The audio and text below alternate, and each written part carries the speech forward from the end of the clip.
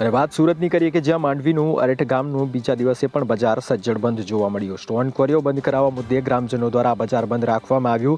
ફક્ત મેડિકલ અને દવાખાનું જ ખુલ્લું રાખવામાં આવ્યું. ગ્રામજનોને વેપારીઓએ પણ દુકાનો બંધ રાખી સમર્થન આપ્યું. સાથે 3 દિવસ સુધી બજાર બંધ રાખવામાં આવશે. ઉલ્લેખનીય છે કે ગઈકાલે અરેઠ ગામના લોકો દ્વારા વિરોધ નોંધાવવામાં આવ્યો હતો અને સમગ્ર ગામ પોલીસ છાવણીમાં ફેરવાયું હતું. ત્યારે 3 દિવસ સુધી બજાર બંધ રાખી ગ્રામજનોએ વિરોધ નોંધાવ્યો. માંડવીનું અરેઠ બજાર બીજા દિવસે પણ આજે સજ્જડ બંધ જોવા મળ્યું.